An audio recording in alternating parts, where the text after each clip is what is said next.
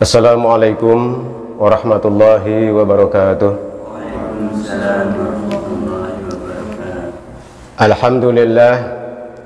Alhamdulillahilladzi ja'ala al-ilma arfa'a sifatil kamaliyah wa asyhadu an la ilaha illallah wahdahu la syarika lah alladzi khassa man syaa'a min ibadihi bil ma'asiril hikamiyah wa asyhadu anna Muhammadan abduhu wa rasuluhu alladzi khassahu Allah ta'ala bi jami'i kamalatil ubudiyyah wa sallallahu ala sayyidina Muhammadin alladzi mala'a Allahu qalbahu sallallahu alaihi wasallam min jalalihi al-ala jalla wa ala wa ayyanahu sallallahu alaihi wasallam min jamalil asna fa sara sallallahu alaihi wasallam masruran mansura wa ala alihi wa ashabihi wa salikin ala nahjihi fanalu khairan wa fira.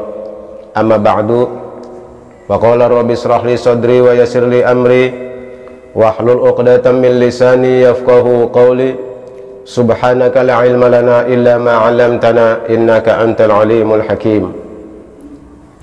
Saudara-saudara jamaah pengajian rahimakumullah, atas izin Allah Subhanahu wa ta'ala kita bisa berkumpul kembali untuk melanjutkan kajian kita pada kesempatan kali ini.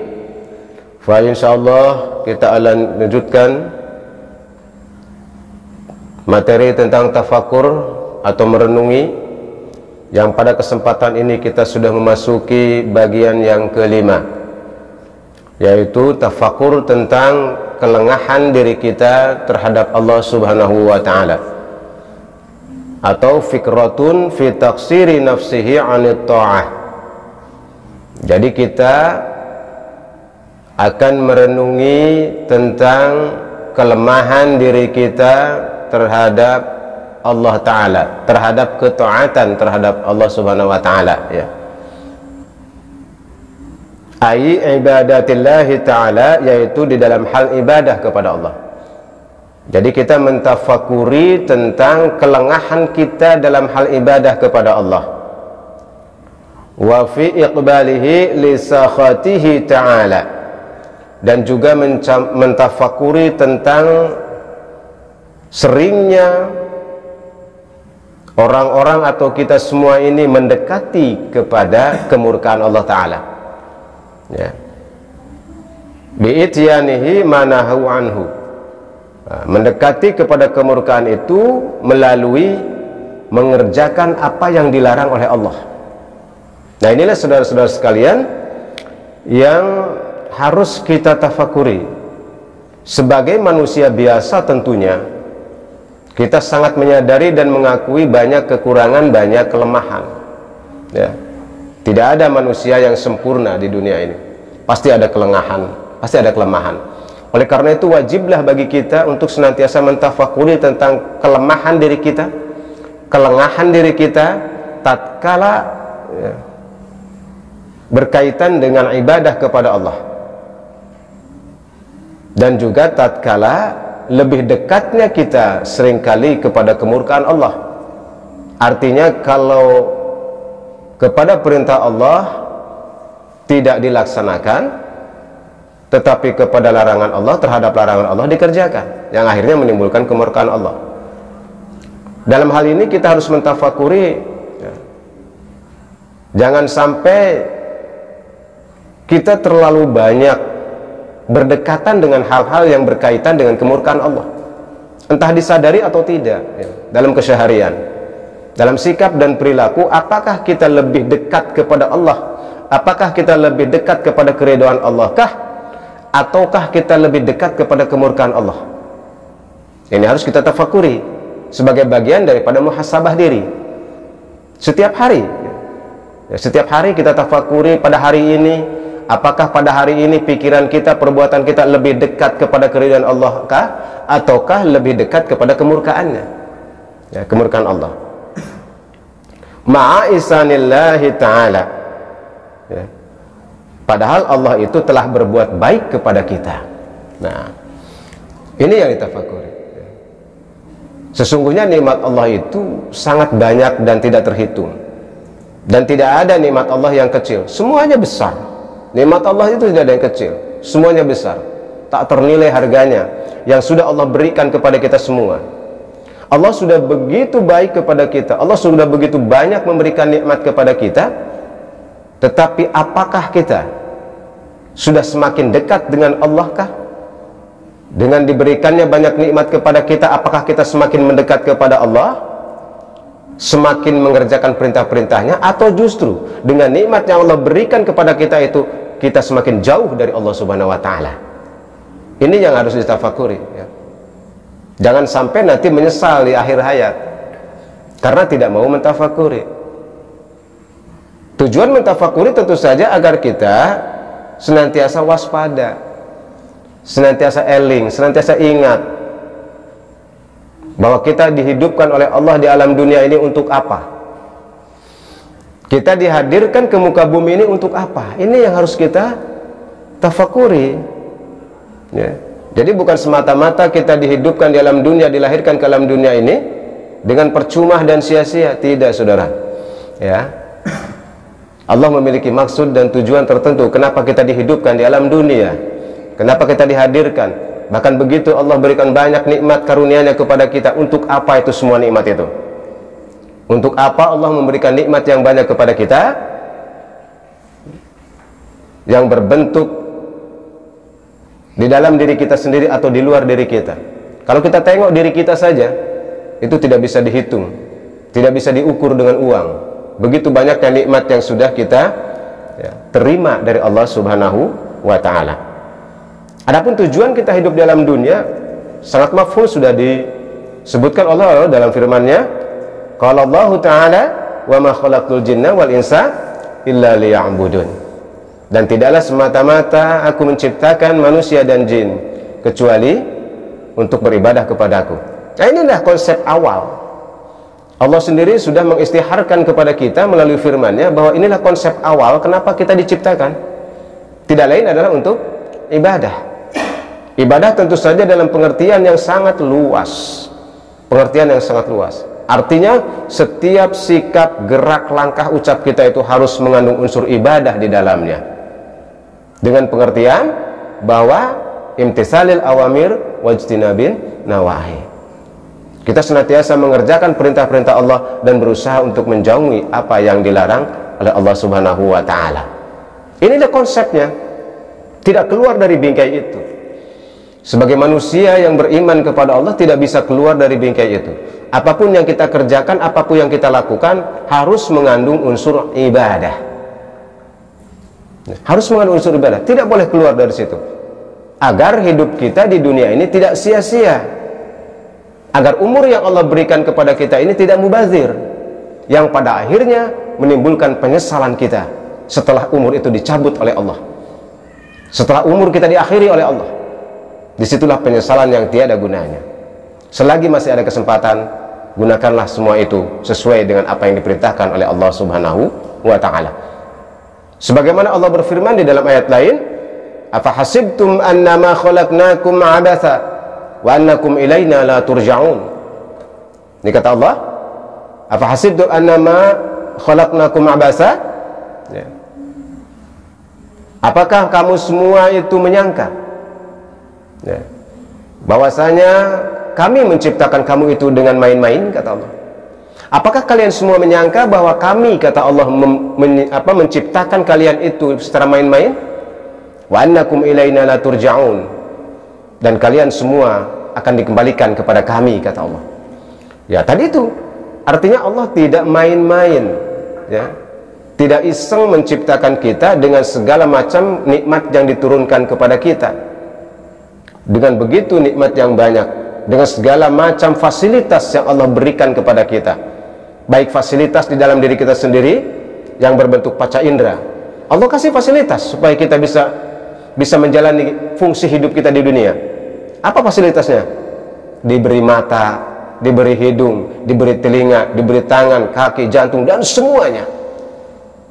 Fasilitas yang ada pada diri kita saja itu sudah terhitung, tidak terhitung jumlahnya, nikmatnya. Apalagi kalau diduitkan, tidak akan bisa diukur dengan uang. Satu bagian daripada fasilitas itu tidak ada harganya, tidak bisa dihargakan, begitu mahalnya. Harga satu mata berapa? Harga satu tangan ini berapa? Ya. Dan tidak ada yang bisa membuat tangan, tidak ada yang bisa membuat mata asli, tidak bisa. Ini dalam diri kita. Belum lagi fasilitas-fasilitas pendukung lain untuk menjalani kehidupan kita, berbentuk ilmu kah, berbentuk harta benda kah, berbentuk kesehatan kah, ya, berbentuk fasilitas-fasilitas duniawi yang lain yang Allah berikan kepada kita, lebih-lebih lagi lah tidak bisa dihitung. Nah, semua fasilitas yang Allah berikan kepada kita itu tidak lain, semuanya harus digunakan dalam rangka mengabdi, berbakti kepada Allah Subhanahu wa Ta'ala, tunduk patuh kepada Allah. Ini tujuan utama hidup di dunia, tidak keluar dari itu. Bila kita berada dalam bingkai seperti yang Allah firmankan, bahwa kita adalah sebagai hambanya, sebagai abidnya bagi Allah, di mana kita hanya berfungsi adalah untuk menjalankan perintah-perintah Allah, tunduk patuh kepada perintah Allah, maka insya Allah orang yang demikian akan selamat fid dunya wal akhirah. Sebaliknya, bila keluar dari bingkai itu, tidak mau beribadah kepada Allah, bahkan ingkar mungkar menantang Allah, tunggu, ya, azab Allah sangat pedih, akan dirasakan baik di dunia maupun di akhirat. Tinggal pilih oleh kita. Kita ingin hidup bahagiakah, ingin tenangkah, tentramkah di dunia dan di akhirat, ataukah ingin celaka? Silahkan. Allah memberikan pilihan. Allah sudah memberikan tuntunan, panduan, bahkan diberikan risalah ini melalui para nabi. Tentunya itu adalah untuk kebaikan dan kemaslahatan kita sebagai umat manusia. Saudara-saudara sekalian, Allah juga mengatakan wa annakum ilaina la turja'un, dan sesungguhnya kalian semua itu akan dikembalikan kepadaku, kata Allah. Artinya kita tidak bisa lari, ya, tidak bisa lari dari Allah. Inna lillahi wa inna ilaihi raji'un. Sesungguhnya kita semua berasal dari Allah dan akan dikembalikan kepada Allah. Jadi bagaimanapun, ya, mau lari kemana, kita tetap akan kembali kepada Allah. Dalam arti kata, kita akan dimintai pertanggungjawaban oleh Allah Subhanahu wa Ta'ala atas semua nikmat yang diberikan, atas semua kehidupan yang diberikan kepada kita. Akan dimintai pertanggungjawaban tanpa terkecuali, siapapun dia. Persoalannya, apakah kita nanti mampu untuk mempertanggungjawabkan itu semua di hadapan Allah ataukah tidak? Ini yang harus kita renungkan. Jangan sampai ketika kita dihadapkan di hadapan Allah, kita tidak bisa mempertanggungjawabkan, tidak bisa mempertanggungjawabkan apa yang sudah Allah berikan kepada kita, baik berbentuk umur, baik berbentuk fasilitas, harta benda, termasuk berbentuk ilmu dan sebagainya. Pokoknya semua yang nikmat yang Allah berikan kepada kita itu harus dipertanggungjawabkan di hadapan Allah Subhanahu wa Ta'ala. Nah, inilah saudara-saudara sekalian, pentingnya kita mentafakuri ini semua. Nah, persoalannya inilah yang membuat kita lalai, karena tidak mau bertafakur, akhirnya terlena dengan kehidupan duniawi, terlena. Seakan-akan hidup ini tidak akan berakhir, seakan-akan hidup ini tidak akan pernah selesai. Padahal sudah banyak contoh yang kita lihat, hidup manusia tidak lama di alam dunia ini, ya. Umur manusia apalagi di zaman sekarang itu tidak ada yang panjang, tidak ada yang hidupnya sampai lebih daripada 100 tahun, hampir tidak ada, hampir tidak ada. Apalagi 200 tahun, 300 tahun, hampir tidak ada sudah. Umat Nabi Muhammad SAW, begitu singkatnya hidup di alam dunia, begitu singkatnya hidup di alam dunia. Bahkan banyak orang yang usia muda sudah tidak ada lagi di dunia ini, sudah meninggal. Begitu singkat hidup di alam dunia. Oleh karena itu, bagi orang yang tidak mau mentafakuri, tentu saja akan lengah, lalai, tertipu, akhirnya terjebak oleh kehidupan dunia. Tahu-tahu waktunya habis, selesai sudah. Ketika selesailah masa hidup di alam dunia dengan kematian, disitulah baru timbul penyesalan, sebuah penyesalan yang sia-sia dan tidak ada gunanya. Itulah saudara-saudara sekalian, pentingnya bertafakur. Nah, dengan hikmah tafakur ini justru akan menimbulkan ketentraman, ketenangan di dalam diri kita. Sekaligus hidup kita menjadi jelas, saudara. Apa yang harus kita lakukan, apa yang harus kita perbuat itu jelas, nggak ngaco gitu ya, nggak asal hidup. Perjalanan hidup kita mulai dari pagi sampai malam sampai pagi lagi itu jelas apa yang kita lakukan, nggak ngacak. Bukan orang yang kehilangan arah. Sistemnya jelas, kehidupannya jelas, dari hari ke sehari, dari pagi sampai pagi lagi, dari bangun tidur sampai tidur lagi itu jelas apa yang harus dilakukan. Dan semuanya harus mengandung unsur ibadah. Dan semuanya harus berusaha dalam rangka mencari ridha Allah Subhanahu wa ta'ala. Jangan keluar dari bingkai itu. Bila kita ingin hidup sejahtera lahir dan batin, bila kita ingin tenang hidup dalam dunia, bahagia dunia dan bahagia di akhirat. Saudara-saudara sekalian, yatawalladdu minal haya'u. Apa yang timbul ketika kita mentafakuri tentang kelengahan kita? Karena memang kita ini sering lengah. Apa yang timbul kalau kita sering mentafakuri kelengahan diri kita, ya, di dalam ketaatan kepada Allah? Yang timbul adalah al-haya'u, sifat malu kepada Allah. Ini nanti timbul kalau kita sering mentafakuri tentang kelengahan kita dalam ibadah kepada Allah atau berbakti kita kepada Allah, maka akan timbullah di dalam diri kita rasa malu kepada Allah. Malu, ya. Aywa hadza tafakuru, yaitu dengan tafakur ini yazidu fi khaufika minallahi ta'ala. Jadi dengan mentafakuri kelengahan kita melaksanakan taat kepada Allah Subhanahu wa ta'ala, yazidu fi khaufika minallahi ta'ala, maka akan bertambahlah rasa takut kamu kepada Allah Ta'ala. Jadi yang pertama tadi timbul rasa malu, yang kedua akan timbul rasa takut kepada Allah Ta'ala. Ini yang ada. Ya, sebaliknya tentu saja kalau orang tidak mau mentafakuri, nggak ada malunya sama Allah. Yang lebih parah lagi, nggak ada takutnya sama Allah, bahkan berani menantang Allah Subhanahu wa ta'ala. Padahal siapa yang menciptakan dia dan mau lari kemana dia? Ya, ketika malaikat Israel datang menjemput nyawanya, mau lari kemana? Tidak ada seorang pun yang bisa menolak kematian. Semua akan kembali kepada Allah Subhanahu wa ta'ala. Ada rasa takut seperti itu. Takut dalam hal apa? Takut tidak bisa mempertanggungjawabkan kehidupan dia di dunia ini, ya. Takut masih banyak ketidaksempurnaan kita di dalam melaksanakan ibadah kepada Allah. Jelaslah, kalau kita hitung saudara-saudara, silahkan kita hisab diri kita, hitung sehari-hari, satu hari, kedua hari, sampai satu minggu kita hitung berapa banyak amal soleh dan kebaikan dan ibadah yang sudah kita lakukan dibandingkan kelengahan kita. Contoh sederhananya, satu hari berapa banyak ayat Quran yang sudah kita baca? Itu saja dulu. Hari ini berapa banyak ayat Quran yang sudah kita baca? Hari ini berapa banyak kita berzikir kepada Allah? Hari ini berapa banyak kita bersolawat kepada Rasulullah SAW? Hari ini berapa banyak kita berbuat baik kepada orang lain? Dan masih banyak lagi. Apakah lebih banyak amal solehkah atau amal salah yang kita lakukan pada hari ini?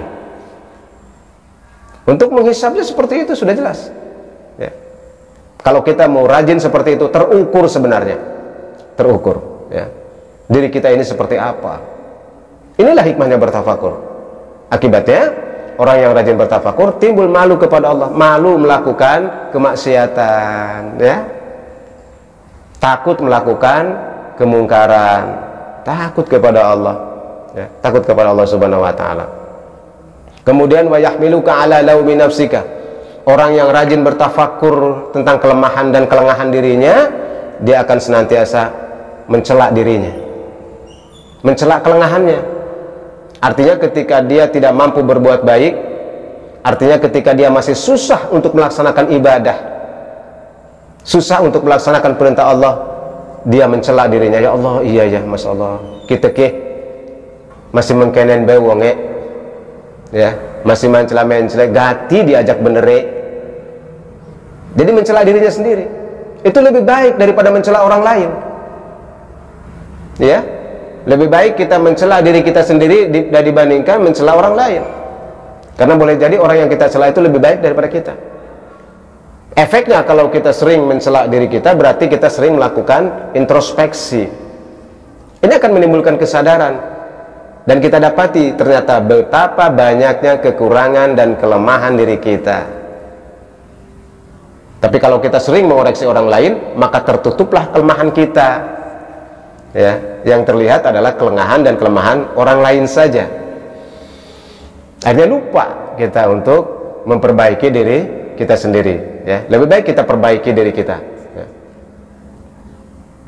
Wa tawbihiha wa mujanabati taqsiri wa mulazamati tashmiri. Nah, kemudian dengan demikian orang ini juga akan mendorong dirinya untuk menjauhi kelengahan tadi, dan lebih giat untuk melaksanakan ketaatan kepada Allah. Ya. Ini yang kita tafakuri, ya. Menjauhi kelemahan diri kita, ya. Dan lebih giat untuk melaksanakan perintah-perintah Allah, ketaatan kepada Allah Subhanahu wa ta'ala. Ya. Wa minha an tatafakkara, dan sebagian daripada tafakur ini, apa yang harus kita tafakuri? Ya, tolong diingat-ingat nih, apa yang harus kita tafakuri supaya jelas. Jadi tafakur kita ini jelas gitu loh. Yang harus kita tafakuri ini apa biar jelas. Poin per poinnya tuh jelas. Ya. Dan diharapkan apa yang sudah kita ketahui ini betul-betul dilakukan dalam keseharian. Jadi materi hari ini bukan sekedar untuk pengetahuan, tapi ini merupakan bagian atau bekal bagi kita semua untuk dilakukan, biar hasil, biar terasa faedah dan manfaatnya tafakur itu. Bukan untuk sekedar diketahui, tapi laksanakanlah secara bertahap dan pelan-pelan. Oleh karena itu ingat-ingat apa yang harus kita tafakuri tadi. Nah, di antaranya adalah yang harus kita tafakuri berkaitan dengan kelemahan diri kita adalah fi ihatati ilmillahi bika wa nazrihi ilaika. Jadi kita harus ingat, harus mentafakuri bahwa ilmu Allah itu meliputi diri kita, pengetahuan Allah itu meliputi diri kita, dan Allah menyaksikan diri kita. Tanamkan ini, tanamkan dalam diri kita, dalam hati kita, bahwa Allah itu mengetahui diri kita, Allah melihat diri kita, Allah mengetahui dan melihat apa yang kita lakukan, apa yang kita perbuat, bahkan apa yang kita pikirkan pun yang terlintas dalam hati sekalipun Allah mengetahui. Tanamkan ini supaya kita senantiasa berada dalam pengawasan Allah. Yakini bahwa Allah itu meliputi diri kita. Allah mengetahui apa yang ada di dalam kita, karena Allah lah yang menciptakan kita. Allah mengetahui setiap desah napas kita, setiap tarikan napas kita, setiap keluhan diri kita, bahkan setiap kedipan mata kita. Allah mengetahui itu semua. Sehingga kita mau lari kemana, mau menghindar kemana, mau bersembunyi di mana dari pengetahuan Allah? Karena Allah mengetahui dimanapun kita berada. Apa yang terlintas dalam hati Allah mengetahui, ya. Apa yang kita inginkan dan apa yang tidak kita inginkan, Allah tahu itu semua, dan mengetahui apa yang kita lakukan. Ini yang harus kita tafakuri untuk menimbulkan rasa malu dan rasa takut tadi.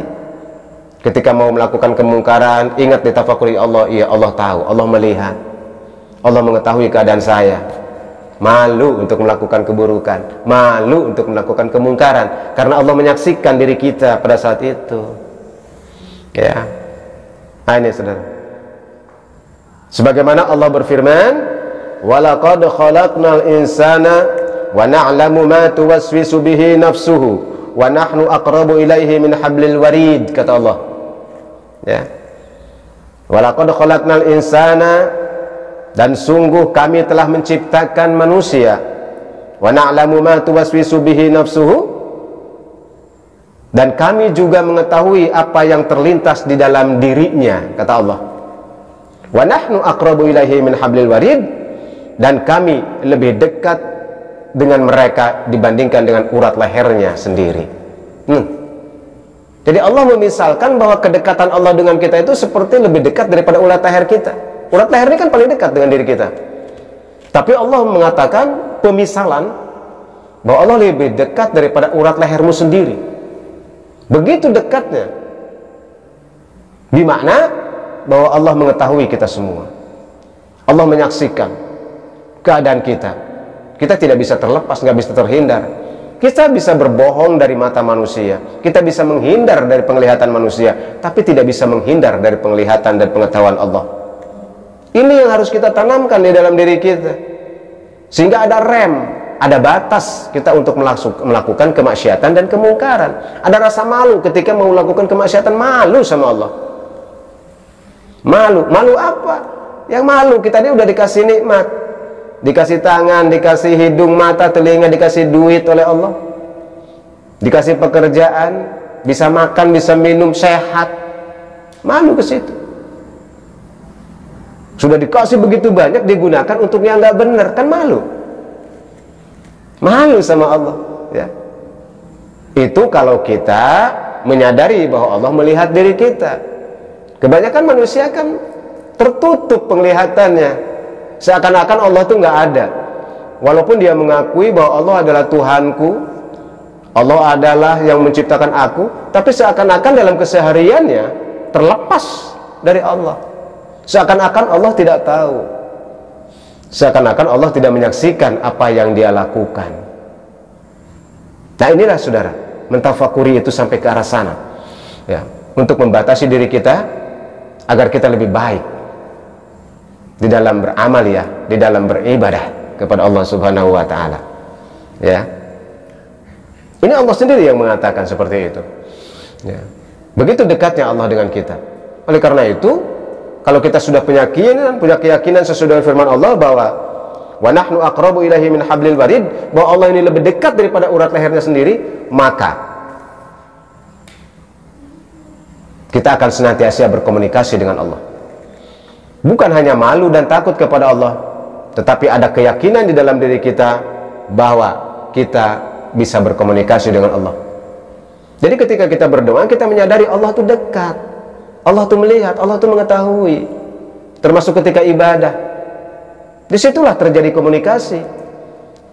Kalau kita menyadari bahwa Allah itu dekat dengan kita, akan terjadi komunikasi kita dengan Allah Subhanahu wa taala pada sholat, pada saat sholat, pada saat wirid, pada saat zikir, ya. Sesungguhnya kita sedang berkomunikasi dengan Allah Subhanahu wa taala, sedang curhat dengan Allah Subhanahu wa taala. Jadi bukan suatu hal yang jauh. Kita berdoa tapi seperti meminta kepada sesuatu yang tidak terlihat, kepada sesuatu yang tidak ada. Kosong doa kita. Kita berzikir tetapi seakan-akan tidak menyadari kepada siapa kita berzikir, kepada siapa kita beribadah. Tidak nampaklah di dalam hati kita. Ya, tidak akan capai, ya. Tidak akan tercapai apa yang dimaksudkan dalam urusan ibadahnya.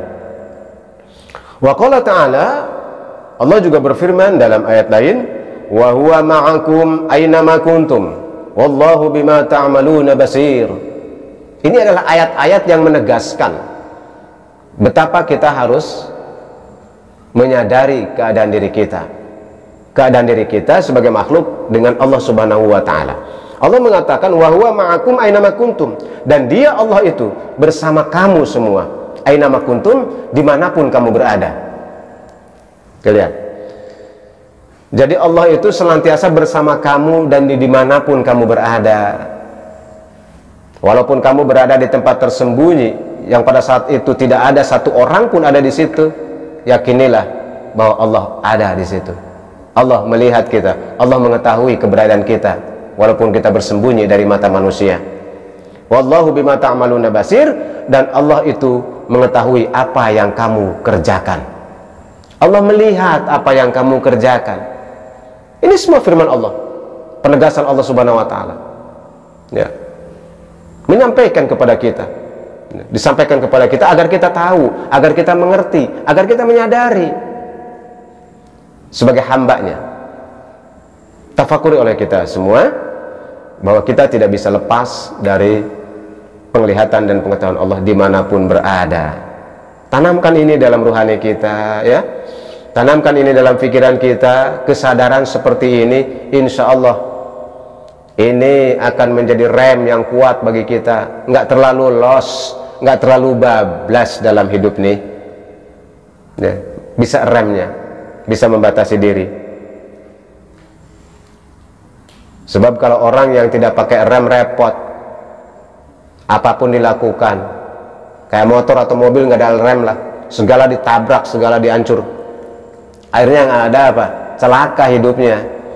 Dia mencelakakan dirinya sendiri dan juga mencelakakan orang lain. Begitulah hidup manusia tanpa rem.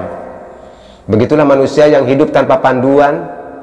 Begitulah manusia yang tidak mau patuh kepada Allah, hidupnya bablas.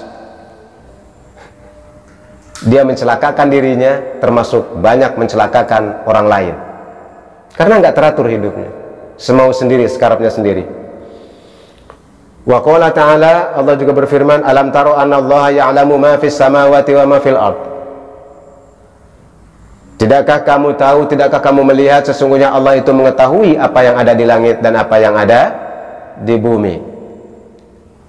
Ma yakunu min salasatin illa huwa rabi'uhum. Dan siapa saja yang bertiga illa huwa rabi'uhum, kecuali yang keempatnya adalah Allah. Jadi entah kita sendiriankah atau kita sedang bersama-sama dengan orang lain, Allah mengetahui keadaan itu. Ya. Wa hadza tafakkuru samratuhu. Nah, tafakur ini akan membuahkan hasil, ada buahnya, ya. Dengan tafakur ini akan membuahkan antastahiyya minallah. Ya, akan timbul rasa malu kepada Allah, ya. Ayyaraka haitsu manaha, ayyaraka haitsu nahaka, aw yafqidaka haitsu amraka. Malu kepada Allah bahwa Allah itu melihat ketika kita melaksanakan perintah Allah ataukah kita tidak melaksanakan perintah Allah. Allah melihat itu semua. Allah melihat itu semua, ya. Banyak saudara-saudara ternyata yang harus kita tafakuri ini. Banyak yang harus kita tafakuri, ya. Termasuk wa minha an tatafakkara. Nah, sebagian daripada yang harus kita tafakuri juga adalah fi hadhil hayatid dunya, yaitu tentang kehidupan dunia ini. Ini harus ditafakuri juga. Wa kasrati asghaliha wa sur'ati zawaliha. Tentang kehidupan dunia seperti apa? Tentang banyaknya kesibukan dunia ini. Wa sur'ati zawaliha, dan cepat hilangnya dunia ini. Tafakuri oleh kita, ya. Ya. Tentang kehidupan dunia ini. Dipikir oleh kita, ternyata benar, ya. Dunia ini penuh dengan kesibukan yang tidak jelas. Sibuk nggak jelas, hari-hari juga jelas. Kemudian ternyata apa yang didapat itu cepat hilangnya. Umur cepat hilang. Kadang-kadang duit juga yang sudah dapat cepat hilang. Jadi apa yang kita dapat di dunia ini cepat hilang, cepat habis, cepat musnah. Kita mengejar mati-matian, ternyata hilangnya cepat. Itulah kehidupan dunia. Belum lagi kesibukan dunia yang sangat melelahkan, kesibukan dunia yang sangat mencapekkan, membuat kita capek. Inilah memang haliah kehidupan dunia. Sifat duniawi seperti itu. Nah, kalau kita terlena dengan kehidupan dunia, akan penuh dengan rasa capek, letih, lelah, lesu, ya. Capek akhirnya hidup di alam dunia nih, karena yang dikejar hanya dunia saja, nggak pernah memikirkan kehidupan akhirat. Udah pontang-panting dia mengejar dunia, ternyata dunia tambah lari, ya. Semakin dikejar semakin kabur tuh dunia, bukan didapat. Yang didapat hanyalah capek dan letih. Inilah kehidupan dunia, ya, kehidupan dunia. Akhirnya tertipulah kita. Wa fil akhirati wa ni'amaha wa dawamiha. Nah, sedangkan kehidupan akhirat, tafakuri oleh kita kehidupan akhirat, kenikmatan akhirat, dan kekalnya alam akhirat. Jadi kita harus mentafakuri sifat-sifat dunia seperti ini. Ternyata dunia ini memang sifatnya sementara, ya. Hanya sementara dunia ini, tidak lama, fana, akan cepat habis, cepat hilang, cepat musnah. Yang kita tafakuri tentang kehidupan akhirat dengan segala macam kenikmatannya yang Allah janjikan di surga beserta keabadiannya. Kita banding-bandingkan berapa lama hidup di alam dunia, berapa lama hidup di akhirat. Ternyata dunia ini hanya sebentar, akhirat lebih lama. Maka mana yang harus kita persiapkan lebih sungguh-sungguh? Tentu kehidupan yang abadi, yang penuh kenikmatan. Dunia ini tempatnya ikhtiar. Kalau kemudian ditemukan banyak kesulitan, banyak kesusahan, itulah memang dunia. Kalau kesenangan yang abadi hanya di akhirat, di surga Jannatun Na'im. Oleh karena itu jangan sampai jangan sampai di dunia sengsara, di akhirat menderita. Jangan sampai seperti itu, ya. Yang kita harapkan adalah fid dunya hasanah wa fil akhirati hasanah wa qina adzabannar. Kan doanya itu. Kita sering melakukan atau memanjatkan doa seperti itu. Rabbana atina fid dunya hasanah wa fil akhirati hasanah wa qina adzabannar. Hafal banget doa-doa itu. Tetapi seringkali antara doa yang kita panjatkan kepada Allah tidak sesuai dengan amaliyah yang kita lakukan dalam keseharian. Jere pengen hidup selamat di dunia. Katanya pengen selamat di akhirat. Katanya pengen dihindari dari siksa neraka, tapi perbuatannya tidak sesuai dengan doanya. Pengen hidup selamat di dunia, tapi perilakunya bikin celaka di dunia. Pengen selamat di akhirat, tapi perilakunya tidak mempersiapkan keselamatan akhirat. Tidak mau mengerjakan perintah Allah. Bahkan banyak maksiat, banyak kemungkaran. Gimana mau selamat di akhirat kalau seperti itu? Pengen dihindari dari siksa neraka, tapi perbuatannya di dunia malah menjerumuskan dirinya kepada neraka. Kan gak sesuai. Jadi doa itu bukan sekedar doa, tapi di dalamnya terdapat tuntunan agar apa yang kita minta kepada Allah sesuai dengan apa yang kita lakukan. Itu namanya doa yang benar. Antara doa dengan amaliyah, doa dan ikhtiar sesuai, ya.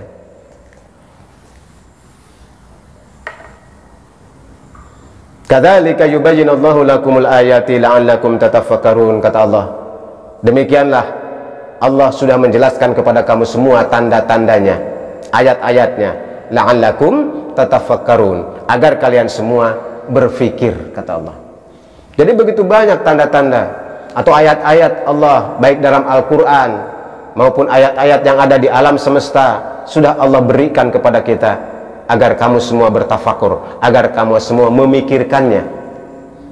Karena kita dikasih akal oleh Allah Subhanahu wa Ta'ala untuk memikirkan itu semua, dikasih rasa, dikasih qalb untuk bisa merasakan tentang gejala-gejala alam, tentang ayat-ayat yang Allah turunkan di muka bumi ini. Timbullah rasa kita, ya. Rasa kita semakin tajam dalam hal ini.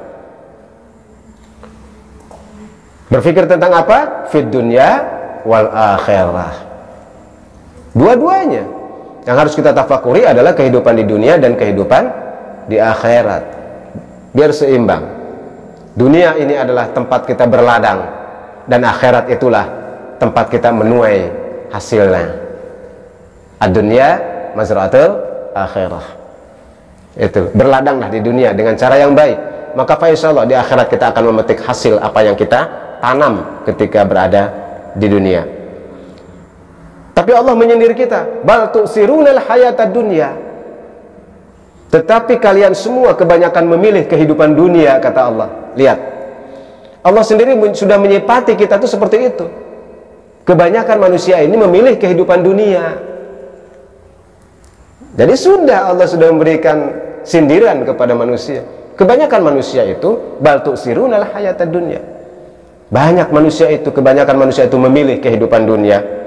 Wal akhiratu khairu wa abqa, sedangkan kehidupan akhirat itu lebih baik dan lebih kekal. Jadi saudara-saudara, kalau kita mau merenungi, mentafakuri ayat-ayat Al-Quran, begitu banyak ayat Al-Quran itu yang menjadi tuntunan bagi kita. Sudah cukup sebetulnya. Hanya persoalannya, kita mau nggak merenungi, menghayati dan mengamalkan isi Al-Quranul Karim yang merupakan firman dari Allah Subhanahu wa Ta'ala. Nah, itulah saudara-saudara sekalian, pada kesempatan hari ini sebetulnya masih banyak bukti-bukti dan ayat-ayat lain yang Allah sampaikan melalui Al-Quranul Karim, bahwa kita harus banyak mentafakuri tentang diri kita, kelengahan dan kelemahan kita. Pada kesempatan ini, itu saja dulu yang bisa saya sampaikan. Mudah-mudahan ini juga bisa menjadi bekal bagi kita untuk mempersiapkan diri kita, menata kehidupan kita, menata pikiran kita, menata rasa kita, menata hati kita, untuk hidup lebih baik, untuk hidup lebih jelas ke depannya, sehingga berpikir kita, perasaan kita, dan amaliyah kita itu jelas-jelas sesuai dengan perintah Allah dan Rasul. Menjadi hidup yang teratur, tidak sekerapnya sendiri sesuai dengan hawa nafsunya. Mudah-mudahan ada manfaatnya, dan hanya kepada Allah lah kita memohon hidayah, taufik dan inayah. Semoga kita senantiasa berada dalam penjagaan dan perlindungan dari Allah Subhanahu wa taala. Amin ya rabbal alamin. Hadanallahu wa yakum ajmain. Wassalamualaikum warahmatullahi wabarakatuh.